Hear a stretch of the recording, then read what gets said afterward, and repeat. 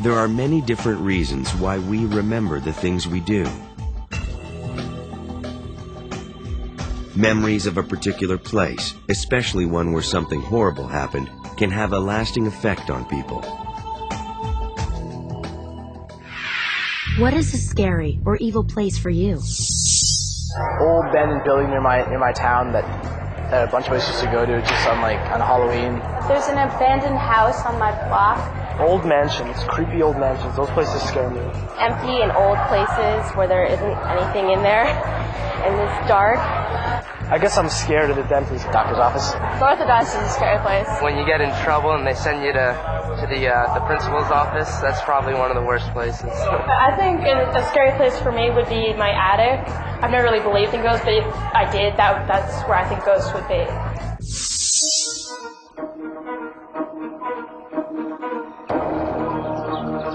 Sometimes evil can be found in the most innocent places.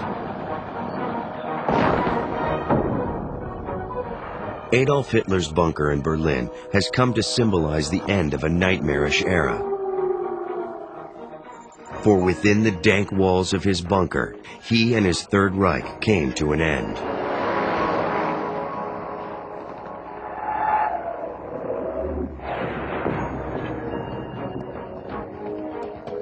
During those last days in the bunker, there is no doubt that Hitler was deranged. The world wanted Hitler's bunker obliterated after the war, and many thought that it was. But amazingly, much of it may still exist.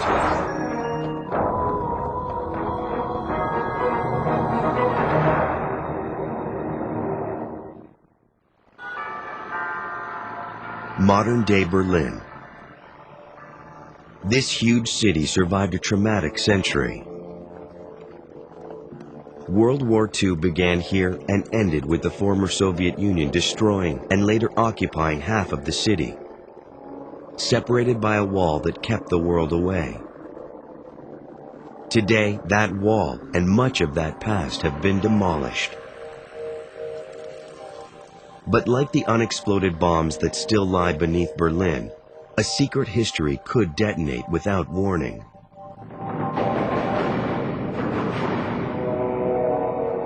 This site was exposed in 1990. Used by the SS Motor Corps, it was known as the Fahrer, or driver's bunker.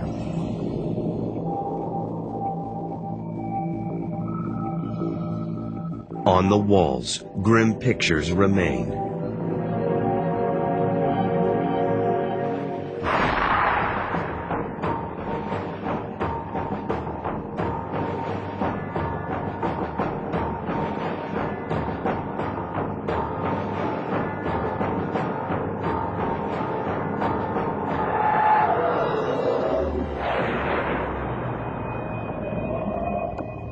Here, we have the coveted dagger that never left the side of any loyal Hitler youth.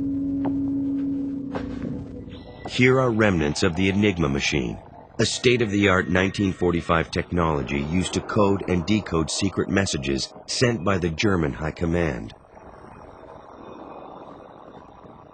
And here is a gas tank used to cremate the bodies of Adolf Hitler and Eva Braun after their suicides.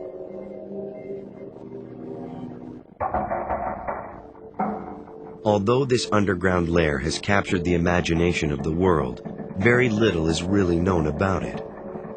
Its location is unmarked. Its dimensions are unknown.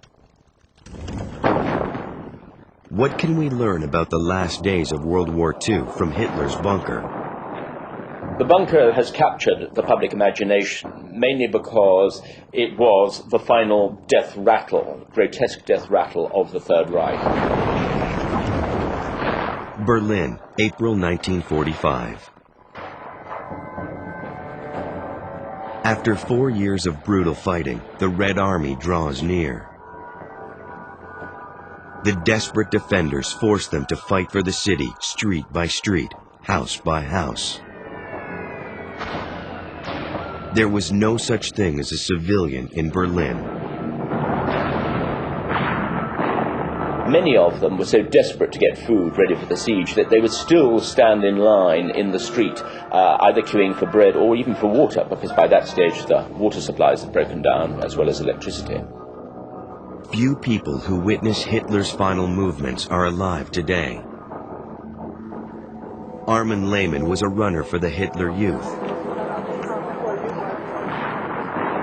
As a runner, Armin was in the bunkers of the Reich's chancellery and also in the Führer bunker next door.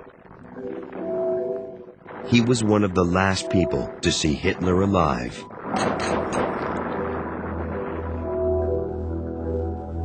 The last days I had no conception whatsoever what time it was. Sometimes I even lost the sense if it was day or night because there was so much smoke out there. Rokas Misch was a sergeant in Hitler's SS bodyguard detachment. He was also Hitler's telephone operator in the bunker. There were civilians as well who had our telephone number, friends and acquaintances. They called us and were asking for help. On April 20th, 1945, the day of his 56th birthday, Adolf Hitler went into his bunker. He would never come out again. Even he knew that the end was near. When the first artillery shells landed close to the bunker, Hitler came out unshaven from his room and yelling, appalled and sort of gesticulating, saying, "What's happening?" And Hitler was shaken to realize that the Russians really were at the gates of Berlin. At first, the bunker's 13-foot thick walls protected Hitler and those with him. Huge ventilators circulated the air 36 feet below the ground. There was enough food, water, and champagne to last a month. Isolated within 40 rooms, they knew that time was running out.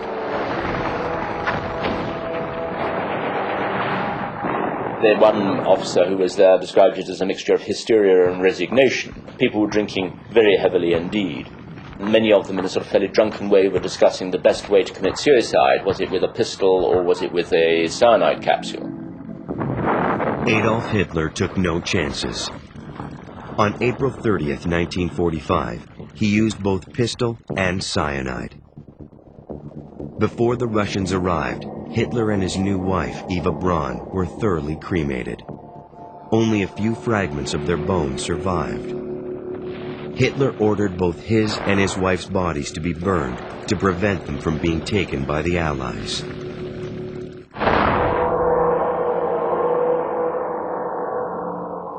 July 1945. In this rarely seen film, an American Army photographer takes a tour of devastated Berlin.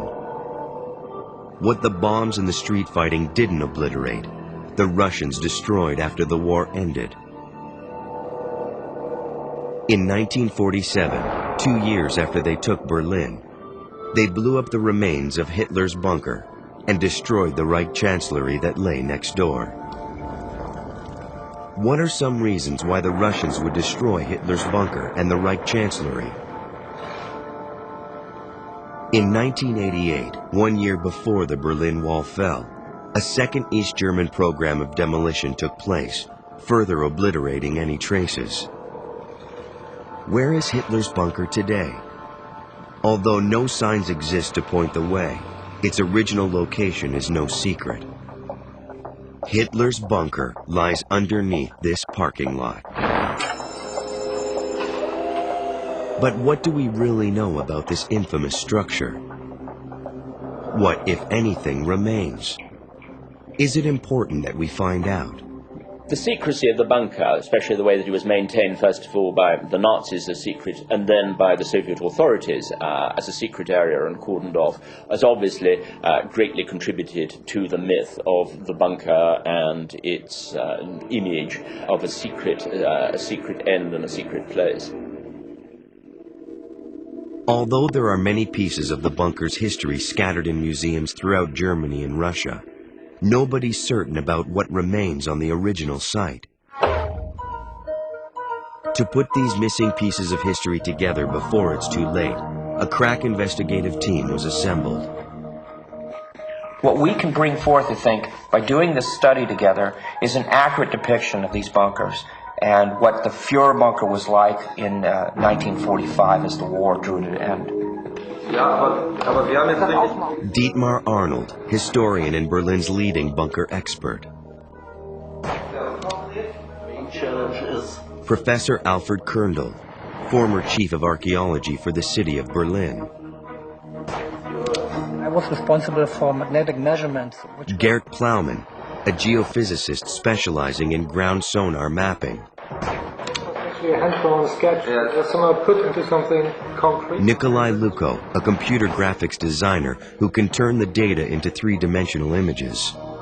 Looks like a real thing. And Rokus Misch, Hitler's bodyguard and phone operator.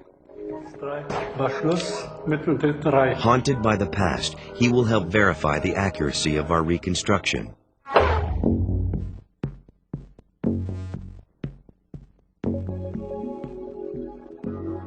Hitler's bunker was at one time two interconnected structures. The Fore, or upper bunker, and Hitler's Führer bunker. They were both buried on the grounds of the huge Reich Chancellery. Hitler was known as the Führer, or leader of the Nazis and all German people. His personal bunker was named after his title.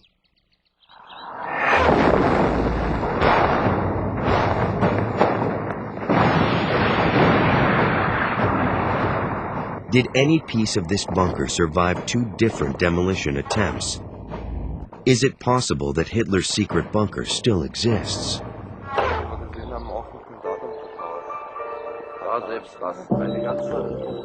The bunker was built of concrete and reinforced with iron rods. Our sensor can trace iron underground. If the concrete is still there, then these rods can still be detected.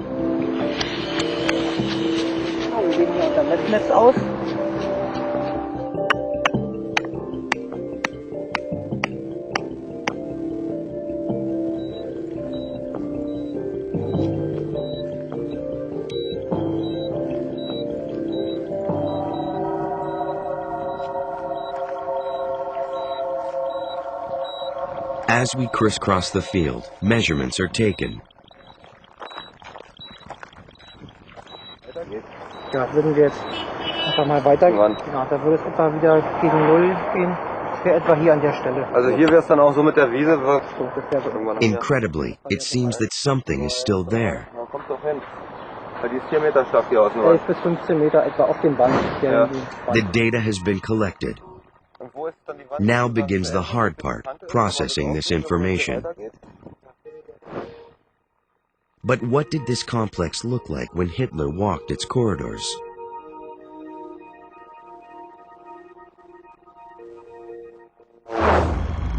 To help us answer this question, we need to go back in time.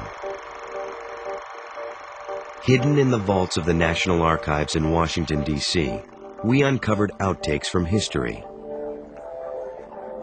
In this case, footage taken in Berlin in July of 1945 by an American Army cameraman. This extraordinary film shows us what the exterior of the bunker looked like. But Hitler never allowed photographs of its interior. Only a few post-war images survived. Here is the wreckage of Hitler's private bedroom and the sitting room next door where he committed suicide. Eva Braun sat on this sofa when she poisoned herself. As we exit, we see the guard's watchroom leading to the emergency exit where Hitler's body was carried before it was cremated. The Soviets and their East German inheritors did their best to demolish all traces of the bunker. But in their attempts to keep Berlin divided during the Cold War, the East Germans actually helped us in our investigation. For after East Germany fell in 1989, their secret files became accessible to our researchers. One of these files contained images that transformed our investigation. Although the Russians blew up the bunker in 1947, their work was incomplete. And because it was located in a no man's land, its ruins lay undisturbed for 25 years.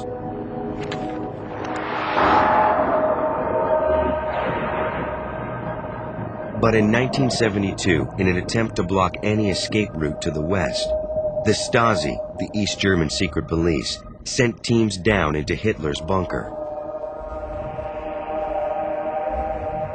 They were looking for escape tunnels that might lead under the Berlin Wall to West Germany. And they took photographs of what they found. As a sign of the paranoia of the times, the Stasi officers who took these photographs even blotted out their own faces. But their photographs allow us to get some idea of what the bunker's interior looked like.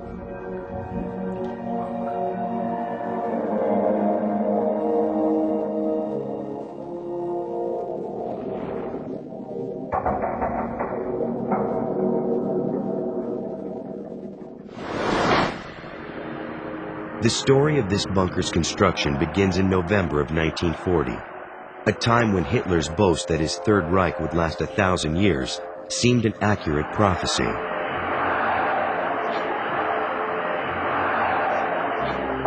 Adolf Hitler's seat of power, the Reich Chancellery, was leveled after the war.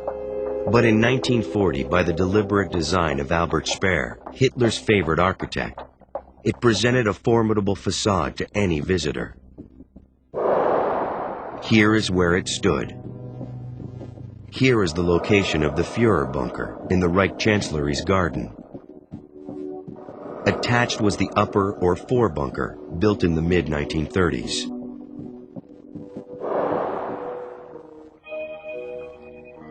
The men around Hitler were armed and dangerous, but apparently not to Hitler. Were there other ways that Hitler could have been killed in his bunker? Higher-ranking members of the Nazi regime did have the opportunity, and maybe intention, to kill Adolf Hitler. People like Albert Speer. In his memoirs and at his war crimes trial at Nuremberg, Speer claimed that in February 1945, he conceived of a plan to introduce poison gas into the bunker. He testified that 1 month later, when it came time to implement his plan, a huge concrete shaft had been built, preventing him from accessing the vents. What are some reasons that Albert Speer would have claimed to have plotted to kill Hitler?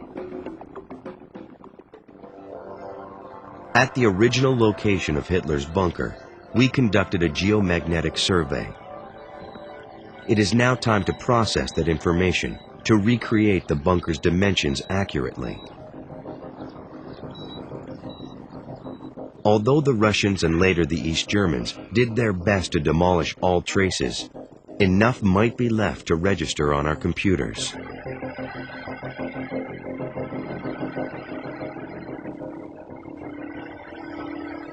We start with a street model of Berlin in the late 1980s, when the Berlin Wall still stood. We load now a picture of the buildings which were there during the war. Then we age our computer model back to the Second World War, adding the buildings that once stood on the spot. Now our new data is introduced. Slowly, the bunker begins to emerge, until... This is the final result. This is very close to the map and to the position of the Führer bunker. For the first time, we now know exactly where the bunker lies. The roof is gone, but much is still intact, surviving 2 demolitions. Based on our survey and archival research, we now know that the bunker was divided like this, with corridors running through its chambers, surrounded by thick bomb-proof walls. And these walls still remain.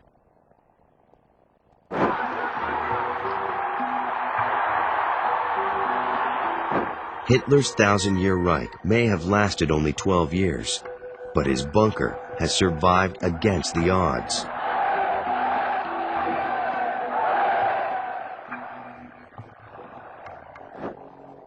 Through the East German Stasi photographs, we have details of the bunker's interior. Our 1945 U.S. Army footage showed us details of its exterior. Our magnetic survey has revealed the bunker's dimensions. Only one thing is missing: details of its actual construction. Where were you on this plan? Help came from an unexpected direction. In a traffic jam at the right time and place. Erhard Schreier is an artist and book illustrator. In 1988, 1 year before the Berlin Wall fell, Schreier was trying to get to a meeting to deliver his artwork to the East German State Publishing House. His car was held up in traffic because the police had blocked the road. What Schreier didn't know was that he had stumbled on the second attempt to destroy the bunker. After his meeting, he returned to the site. Since there was no guard, he talked to the demolition workers. Erstmal und so weiter. Und dann, der eine stand etwas abseits, da sagte wir sprengen Adolfs Bunker. Ja, was, Adolfs Bunker, wo soll denn das sein? Da sagte er, du stehst ja gerade drauf. War diese ebene Fläche, ja, das war die Grundplatte, das heißt die Deckenplatte. Und klickt es bei mir. Adolfs Bunker. Fortunately for our investigation, Schreier was an amateur historian who recognized the consequences to history once the bunker was destroyed for good.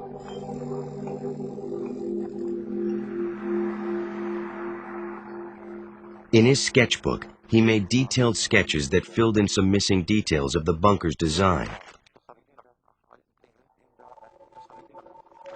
14 years later, Schreier shared his drawings and insights with our investigative team.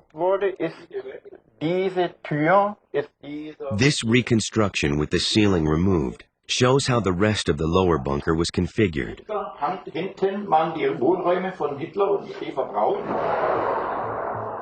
Armed with these last pieces of information, Dietmar Arnold and Nikolai Lukow input the data into a digital model. This would help us reconstruct the bunker in 3 dimensions and allow us to walk through the recreated complex at will. But first there was one more important step to take. Die Tür, da gruselt es mich heute noch mit so einer Hebel, die muss man zumachen. Wie steht hier? Da so ein richtiger Hebel unten und oben. Hier sieht man noch mal einen. Ja, ja. Once our 3-dimensional model was built, Rokas Misch checked it against his memories of walking the bunker's corridors in 1945. Wir gehen jetzt runter in den Hauptbunker. Ja. Die Treppe runter. Ja. Hier ist ein Wachposten, Ja. ist das richtig? Ja, der Karl Weichelt ist das. He confirmed its accuracy. Now, for the first time since 1945, we can walk the corridors of Hitler's bunker. Although the bunker is gone, we can pay a virtual visit. Now, this place is so stark, it's like a prison or a tomb. The main way into the bunker was underneath the reception hall of the Reich Chancellery. There were 2 entrances, one at the southeast corner, one at the northeast corner. First, you had to go through an airtight barrier, and then pass a guard at the entrance to the central corridor of the upper bunker. What are some of the reasons that Hitler would have wanted guards with him inside the bunker? Then you would find yourself in the canteen, where the SS guards might have been sitting. On the right was the machine room. On the left, the kitchens. Going on past the kitchen staff quarters, you come to the staircase that led to Hitler's lower bunker. Another SS guard stood here. If you got past him, you would be standing in the waiting room. If you went through the central door, you could enter Hitler's small conference room or leave by the emergency exit. On the way to this exit was the Hund bunker, the dog bunker. If you went through, you would be standing under the tower in the garden, the main air outlet. Here were the stairs for the emergency exit, and it was here that the bodies of Adolf Hitler and Eva Braun were carried to the garden to be cremated. Back through these doors in this waiting room, we walked to Hitler's private chambers. First, you had to walk through this workroom to get to his private study. Next came Hitler's bedroom. Through its doorway, we looked back towards the study. There, Hitler and Eva Braun committed suicide.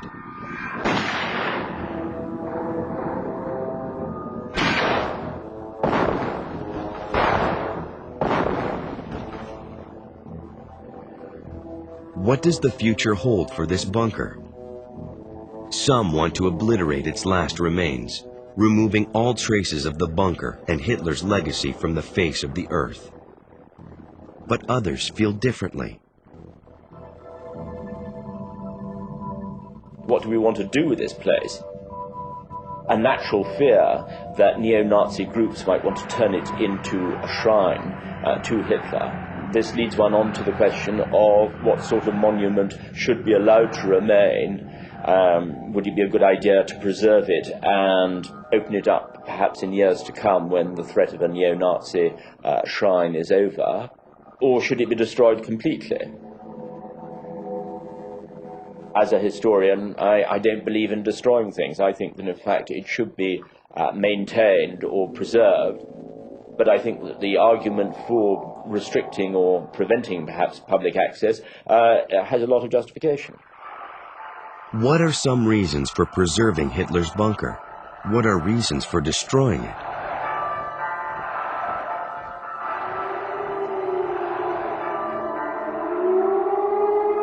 There is a dilemma in preserving Hitler's bunker. In one sense, people can interpret it as enshrinement, a memorial to the madmen of the 20th century. But to others, obliterating history is taking that history away and not leaving links to the past. It's important to remember that, to remember who that person was. This was his end, and in that it tells a great story about the evil of Nazi Germany.